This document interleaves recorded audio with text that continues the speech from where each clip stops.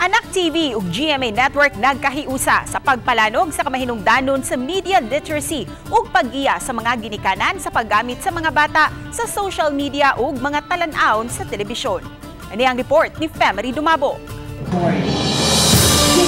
Kapin sa 50 ka mga ginikanan ang nakapahimo sa Anak TV Symposium nga gipahigayon sa usa ka eskwelahan sa Dakbayan sa Mandawi niadtong Sabado. Nangulo niini ang presidente mismo sa Anak TV, Elvira Yapgo. Diin ang Vice President sa GMA Corporate Affairs and Communications, Angela Javier Cruz, ang resource speaker. Gipasabot og nipahinumdum nga angay lang ang mga ginikanan kahibalo sa risgo kung pasagdan lang ang mga bata sa social gadget. Mga teenagers, we call them Generation Z or we call them the glass generation. Merong mga ibang mga doktor na nag-aaral ng ganito. Ang tawag nila glass generation. Bakit? Why you ask? Why glass generation? Because they are always facing the screens. Media literacy. It is the ability to understand what kind of content is presented to us. Kung ano yung mga pinapanood, dapat naiintindihan natin what kind of content ang pinapakita at pinapanood ng mga bata. And how do we, as parents and guardians, paano natin i-guide? Ano ang appropriate action natin? Gipakita niya ang mga problema nga dala kung pasagdan lang ang mga bata sa bisan unsa lang klase nga makita sa telebisyon o sa social media. Apan nitanyag usab siya og mga solusyon aron magiyahan ang mga kabatan-unan ning paspas ang dagan sa panahon ug evolution sa teknolohiya. Ang anak mo, bibigyan mo siya ng time.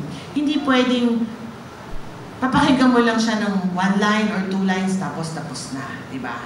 Kailangan mag-connect tayo at pakinggan natin siya mabuti. With all sincerity. Naniniwala Anak TV ang mga bata sa murang isip na from 9 years old to 15 years old, they know how to survive, they know how to do something that can help them, achieve what is impossible. Gihangop kini sa mga ginikanan.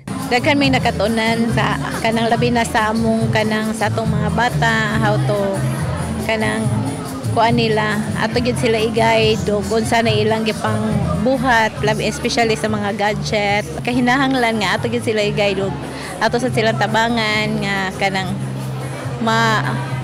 malayo sila sa mga kanang bati nga talan-awon. Ang mga GMA Sparkle artists ug Anak TV ambassadors, Sofia Pablo ug Alin Ansay, ang nilingaw ug nipadayag usab sa ilang mga nakatunan sa ilang pagtuyok sa nasod, pagtabang sa Anak TV Symposium. To all teenagers, this is a reminder not everything you see on social media, on TV is correct. Hindi laging tama yung napapanood natin kasi of course it's made to entertain audiences but not to imitate them. So dapat alam natin yung mga hindi dapat gawin. And of course, parents, bantayan po natin ang mga teenagers and even na yung mga mas bata pa. Huwag din natin kalimutan yung banding natin with family. Kumbaga kahit simpleng lunch man lang yan or dinner, sama-sama pa rin tayo. Iwas muna tayo sa gadget. Kwentuhan ba? Ganun. Kasi napakahalaga din nun. Uba ni Marlon Malgazo, Femery Dumabok. Balitang Bisdak.